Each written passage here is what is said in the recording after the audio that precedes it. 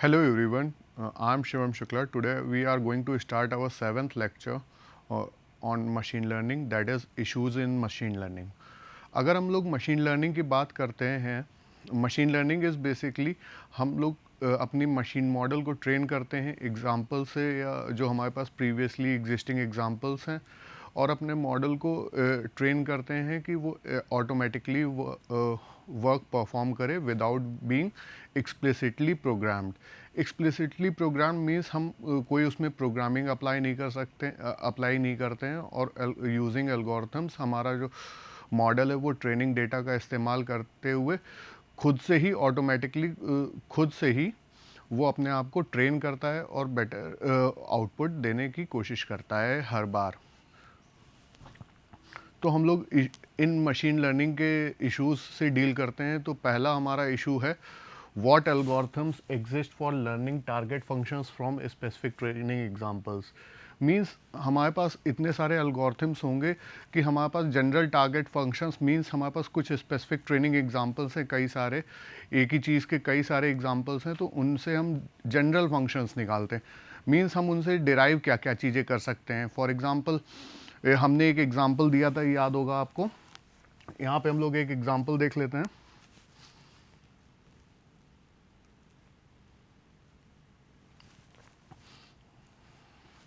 ये याद होगा, एक अनसुपरवाइज्ड लर्निंग का एग्जांपल था।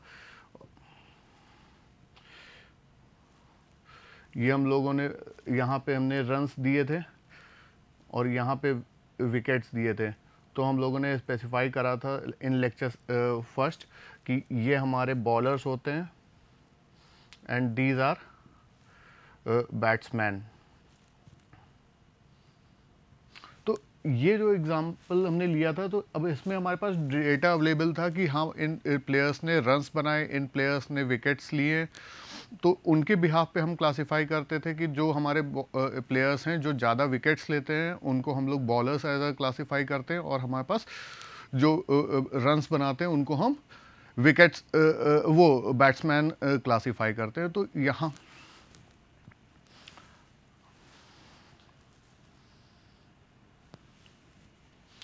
यहाँ पे बात करते हैं इसकी what algorithms exist for learning target functions from specific training examples।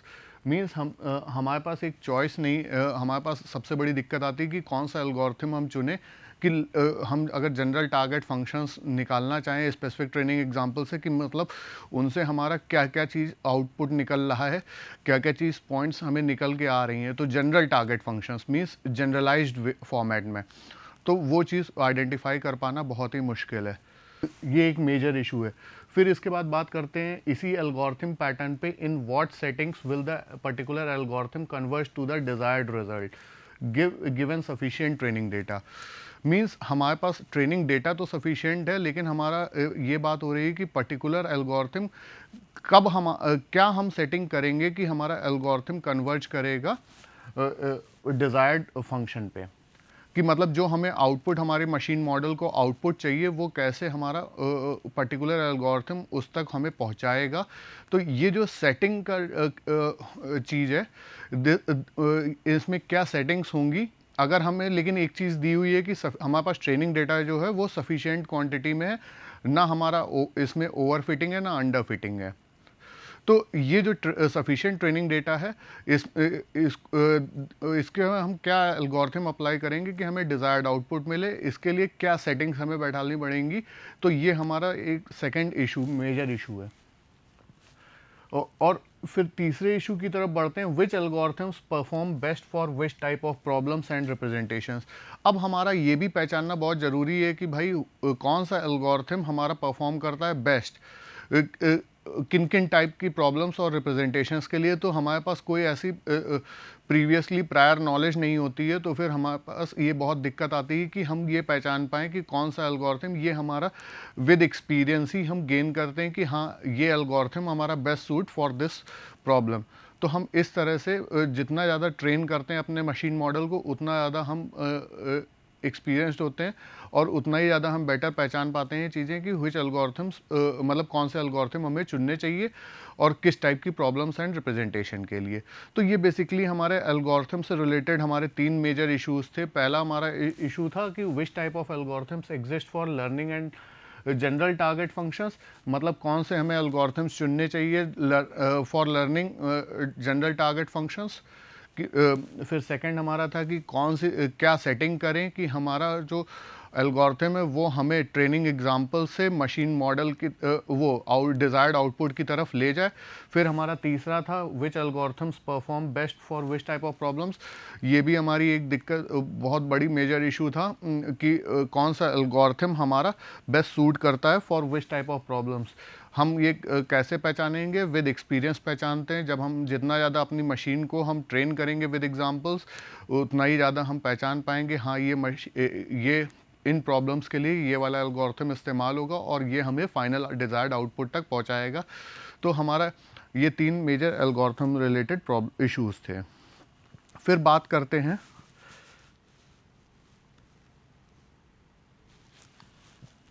How much training data is sufficient. अब हम बात करेंगे ट्रेनिंग डेटा के ऊपर। ट्रेनिंग डेटा से रिलेटेड इश्यूज क्या क्या थे। अब बात करते हैं ट्रेनिंग डेटा की। हमें ये पहचानना है कि भाई हमारा कितना ट्रेनिंग डेटा सफिशिएंट है। कितना मींस हम 1 एग्जाम्पल दें, 2 एग्जाम्पल दें, 10 एग्जाम्पल दें, 100 एग्जाम्पल दें, हमारा मतलब मशीन कितने मॉडल्स के बाद हमारी मशीन ट्रेन हो जाएगी कि हाँ वो डिज़ायर्ड आउटपुट हमारी देने लगेगी। तो मतलब हमारे ये नॉलेज नहीं है, हमें ये नॉलेज नहीं होती है कि हम मतलब अपनी मशीन को कितने मॉडल्स, कितने एग्जाम्पल्स या कितने ट्रेनिंग डेटा को देने के बाद वो एक्सपीरियंस और हमारा डिज़ायर्ड आउटपुट देने लगती है। तो मतलब हमें अनलिमिटेड अपना परफॉर्म करते रहना है, training example set of examples देते रहने, और जब हमें डिज़ायर्ड आउटपुट मिल जाता है तो हम मान लेते हैं हम दैट इज़ सफिशिएंट नाउ। तो ये हमारे पास कोई रिकॉर्ड नहीं कि हाँ आफ्टर 100 एग्जाम्पल्स और स्पेसिफिक नंबर ऑफ एग्जाम्पल्स के बाद या ट्रेनिंग डेटा के बाद हमें ये चीज़ मतलब हमारा मशीन जो मॉडल है वो हमें डिज़ायर्ड आउटपुट देने लगेगा। देन बात करते हैं सेकंड पॉइंट ट्रेनिंग डेटा के ऊपर आते हैं। What general bounds can be found to relate the confidence in learned hypothesis to the amount of training experience and the character of learner's hypothesis space. अब इसमें हमारे बात करते हैं जनरल बाउंड्स कि हमारा कैसे हम रिलेट कर पाएंगे to the confidence in learned hypothesis. Means हमने जो ट्रेनिंग एग्जाम्पल से कुछ जनरलाइज चीज़ें निकाली हैं, हाइपोथेसिस निकाली है, उसको कैसे हम रिलेट कर पाएंगे कि करेक्टर ऑफ द लर्नर की मतलब वो जो सीखने वाला पर्सन है वो या मशीन मॉडल है उसके हाइपोथेसिस स्पेस से कि भाई वो दोनों कंपैटिबल कैसे कैसे होंगे। तो ये एक बहुत बड़ा मेजर इशू आता है। फिर बात करते हैं तीसरे की extract information from unlabelled data. अब जैसे अभी हमने एग्जांपल दिया था, यहाँ पे एग्जांपल वही सेम चलेगा, बैट्समैन एंड बॉलर वाला। अगर हम बात करते हैं कि भाई हमारे पास तो अनलेबल्ड डेटा था ना, शुरुआत में हमारे पास था कि इन प्लेयरों ने इतने रन बनाए, इन प्लेयरों ने इतने विकेट्स लिए। अब इनके अलावा हमारे पास और कोई डेटा नहीं था। तो हमने क्या किया, हमने जब प्लॉट किया था ग्राफ, जब हमने प्लॉट किया था ग्राफ इस तरह से,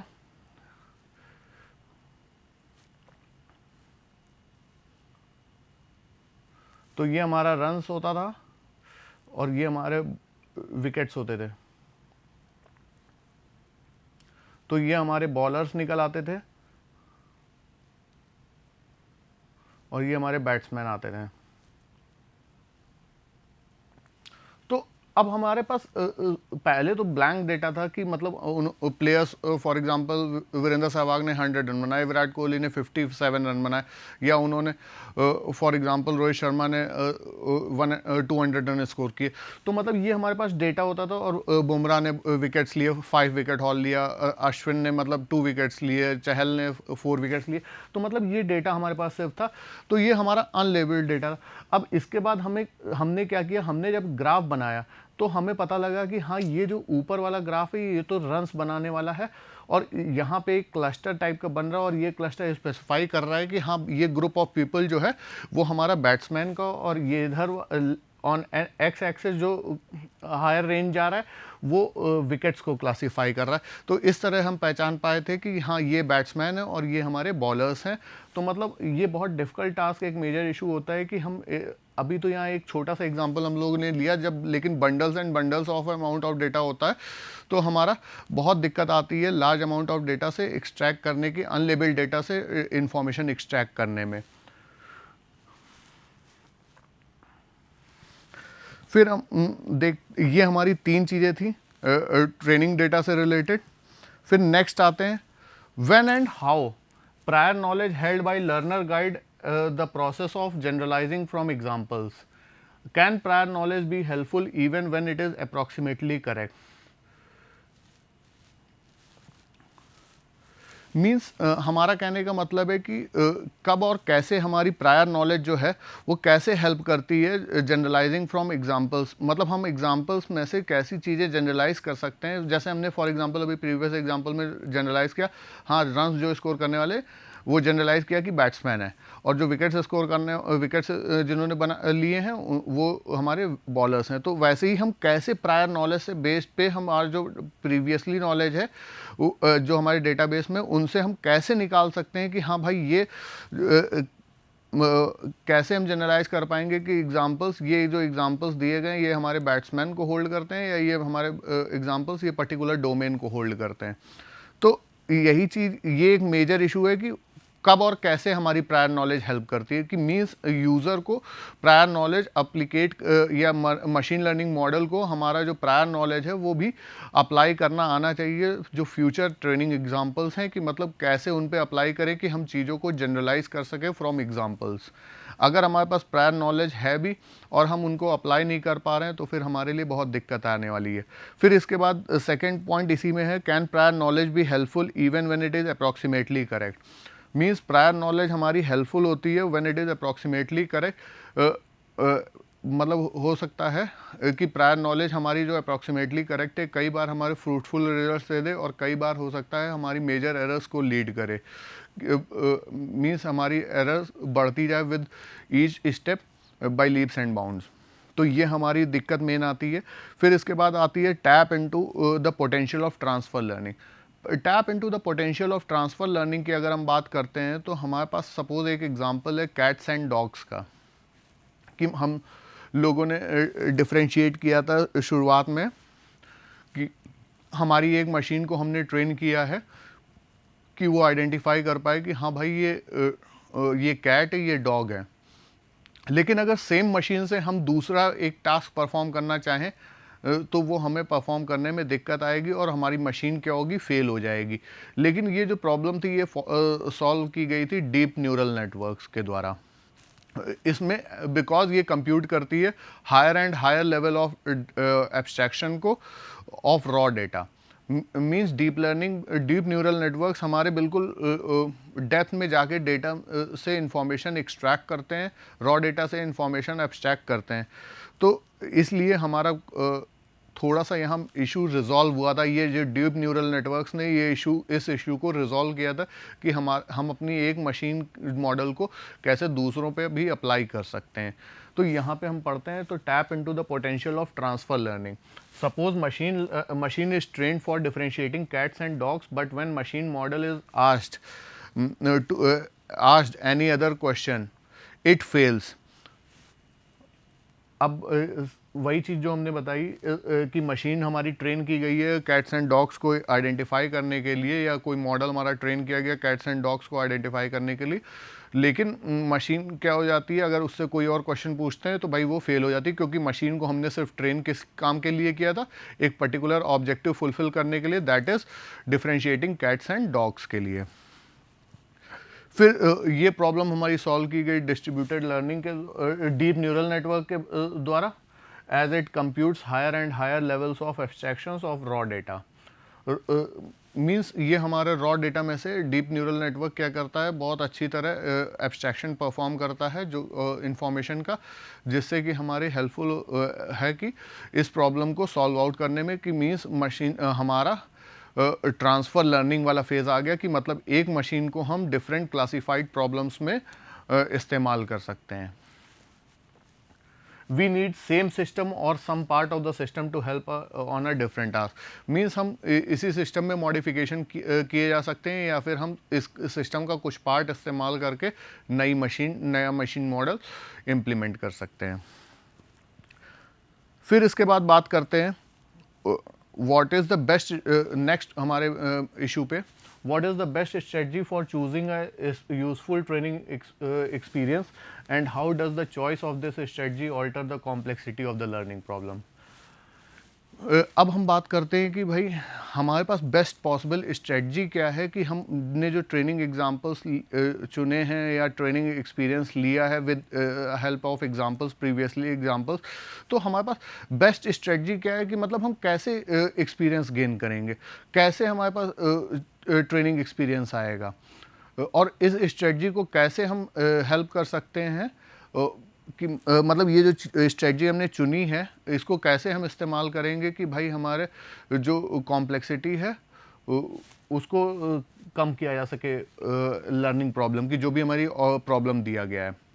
फॉर एग्ज़ाम्पल हम बात करते हैं कि हमें ड्राइविंग का एक मॉडल है, फिर उसके बाद हमने मतलब इसमें अब हमने इसमें ट्रेनिंग सेट ऑफ एग्जांपल्स दिए सिमुलेशन प्रोसेस के through, different examples on roads, on hilly areas, ये सब डिफरेंट एग्जांपल्स दिए। अब इन एग्जांपल्स के बिहाफ पे कुछ एक्सपीरियंस हुआ होगा हमारे मशीन मॉडल को, और इन मशीन मॉडल के बिहाफ पे अब इसमें हम कौन सी स्ट्रेटजी लगाएं कि हमें बेस्ट ट्रेनिंग एक्सपीरियंस मिले। और ये जो स्ट्रेटजी हम इस्तेमाल कर रहे हैं, ये भी स्ट्रेटजी कैसे हेल्प कर रही है हमारे मशीन लर्निंग मॉडल की या लर्निंग प्रॉब्लम की कॉम्प्लेक्सिटी को कम करने में या ऑल्टर करने में। ऑल्टर करना मतलब ऑल्टर करना चेंज करना होता है। अब हाई तो करेंगे नहीं कि अपनी लर्निंग प्रॉब्लम की कॉम्प्लेक्सिटी को ऑटोमेटिक हम लोग रिड्यूस ही करने वाले हैं। तो ये एक मेजर इशू था कि मतलब हमें कौन सी स्ट्रेटजी चुननी है ताकि हम उससे यूज़फुल ट्रेनिंग एक्सपीरियंस निकाल पाएँ, और कौन सी मतलब ये स्ट्रेटजी जो चॉइस करें ये भी हमारी हेल्पफुल हो किसमें, कॉम्प्लेक्सिटी को रिड्यूस करने में। ये एक मेजर इशू है। फिर इसके बाद बात करते हैं what is the best way to reduce the learning task to one और more function approximation problems. Put another way, what specific functions should the system attempt to learn?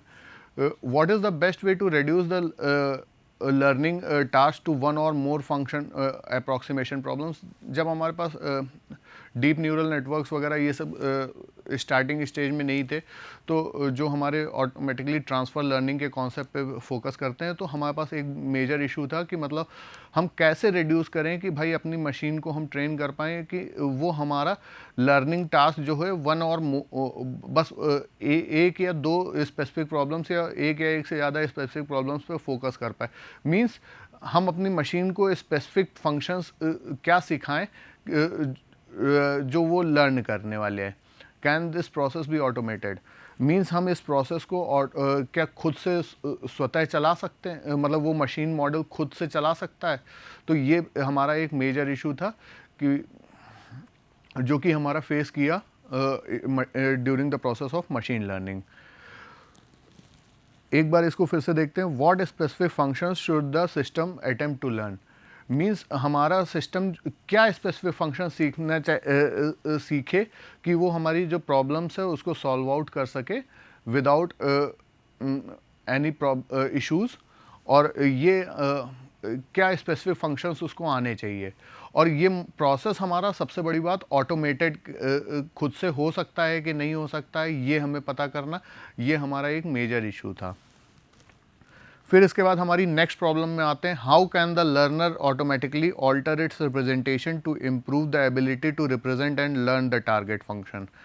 Means हमारा जो लर्नर है, जो हमारा मॉडल हम machine जिसको सिखा रहे हैं, वो हमारा कैसे हमारा ऑल्टर कर सकता है representation to improve its ability to represent and learn the target function. Means हमें जो ऑब्जेक्टिव है, हमारा टारगेट फंक्शन है, उसको कैसे हम इम्प्रूव कर सकते हैं या कैसे उसको लर्न कर सकते हैं, अपने मशीन मॉडल को कैसे ट्रेन कर सकते हैं कि मतलब हमारा उसको इम्प्रूव करने में क्या ऑल्ट्रेशन हो रहे हैं, उसके रिप्रेजेंटेशन में क्या चेंजेस हमें करने पड़ेंगे। तो ये हमारा जो मशीन लर्नर मॉडल है वो कैसे ऑटोमेटिकली खुद को ट्रेन कर सकता है कि हम उस मशीन में अगर हमें चेंजेस करने पड़े कि हमारी मशीन को कैसे हम रिप्रेजेंट और लर्न कराएं टारगेट फंक्शन, तो मतलब कैसे ऑटोमेटिकली खुद से कर ले। Then coming to scaling for distributed big data, इसकी बात करते हैं तो the challenge is to make many computers work together, increasing computation power to solve specific problems may be large training data. अब अगर इसकी scaling for distributed big data, scaling यहाँ पे कॉन्सेप्ट है कि मतलब हम लोग बात करते हैं अगर हमारे पास लेस अमाउंट ऑफ डेटा है तो हम लोग का मशीन मॉडल स्मॉल होगा, और जैसे जैसे हमारा डेटा इंक्रीज करेगा तो हमारा मशीन मॉडल की प्रोसेसिंग कंप्यूटेशनल पावर भी या प्रोसेसिंग पावर भी इंक्रीज करती जाएगी। क्योंकि आज की डेट में हम लोग का सर्वे के अकॉर्डिंग एज पर 2020 एक सिंगल यूज़र के अगेंस्ट में 1.7 MB ऑफ डेटा पर सेकेंड हम कंज्यूम करते हैं। तो अगर समझ लिए 1.7 MB ऑफ डेटा पर सेकेंड हम कंज्यूम कर रहे हैं एज पर 2020 स्टैंडर्ड्स, तो अब सोच लिए दुनिया में कितनी पॉपुलेशन है इन द वर्ल्ड, और देयरफॉर कितना अमाउंट ऑफ डेटा जनरेट हो रहा है पर सेकेंड। सो इस डेटा को मैनेज करने के लिए और इस डेटा में से यूज़फुल इंफॉर्मेशन क्रैक डाउन करने के लिए हमारी जो कंप्यूटेशनल पावर होनी चाहिए मशीन लर्निंग मॉडल की, वो बहुत ही पावरफुल होनी चाहिए, ताकि हम इस मशीन मॉडल को अच्छे से ट्रेन कर पाएँ और अपने जो डिज़ायर्ड आउटपुट्स हैं उनको हम ले पाएँ। लेकिन यहाँ पे हमारी एक स्केलिंग करने में बहुत दिक्कत आती है, एक मेजर इशू है।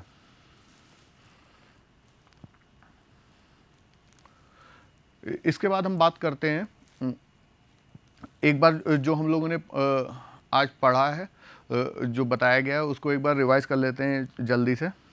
इश्यूज़ की बात करते हैं तो हमारा जो सबसे पहले हमने बात की थी एल्गोरिथम्स में, अब एल्गोरिथम्स में हमारी कुछ चीज़ें थी कि कैसे हम जनरल टारगेट फंक्शंस को स्पेसिफिक ट्रेनिंग एग्जांपल्स में से डिराइव करते हैं कि एल्गोरिथम हमारा कौन सा बेस्ट सूटेबल है, कौन सा एल्गोरिथम हम इस्तेमाल करेंगे कि जो हमारा स्पेसिफिक ट्रेनिंग एग्जांपल्स में से हमारा जनरल टारगेट फंक्शंस को डिराइव करेगा।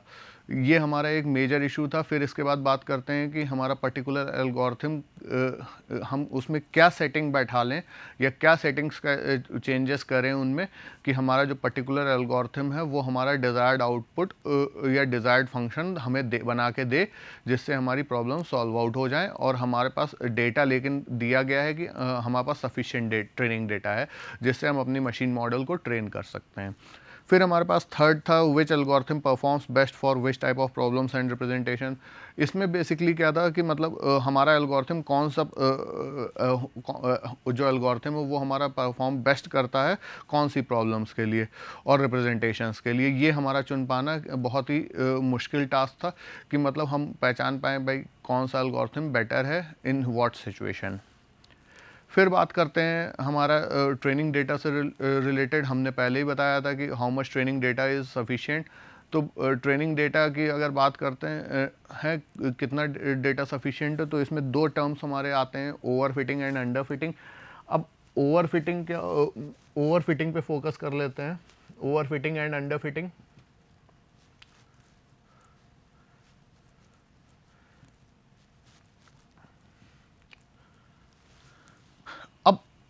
ओवर फिटिंग की बात जब हम करते हैं, ओवर फिटिंग हमारा क्या होता है कि हमारा जब डेटा एक्सेस में हो, और अंडर फिटिंग हमारा क्या होता है जब हमारा डेटा लेस क्वांटिटी में। ये सिंपल लैंग्वेज में हमारी over fitting and under fitting की डेफिनेशन है। ओवर फिटिंग क्या है, हमारा जो ट्रेनिंग डेटा है वो बहुत ज़्यादा एक्सेस में है, और अंडर फिटिंग जब हमारा बहुत लेस अमाउंट ऑफ डेटा है, दैट इज़ अंडर फिटिंग।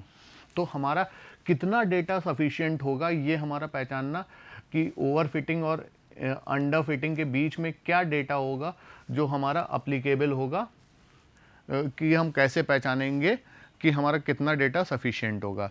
फिर इसके बाद बात करते हैं कि हमारे जनरल बाउंड्स हमारे कि मीन्स हमारे जो ट्रेनिंग एक्सपीरियंस है और लर्नर्स हाइपोथेसिस स्पेस के बीच में कैसे हम रिलेट कर पाएंगे, और उनमें से हम जनरल जो हमारे जनरलाइज्ड स्टेटमेंट्स हैं वो हम कैसे एक्सट्रैक्ट कर पाएंगे। फिर बात करते हैं extracting information from unlabelled data. Means हम अनसुपरवाइज लर्निंग में से अनसुपरवाइज लर्निंग के कॉन्सेप्ट की बात करते हैं, जहाँ पे अनलेबल्ड डेटा में से हम इंफॉर्मेशन कैसे एक्सट्रैक्ट कर पाएंगे, ये हमारा बहुत ही डिफ़िकल्ट टास्क है।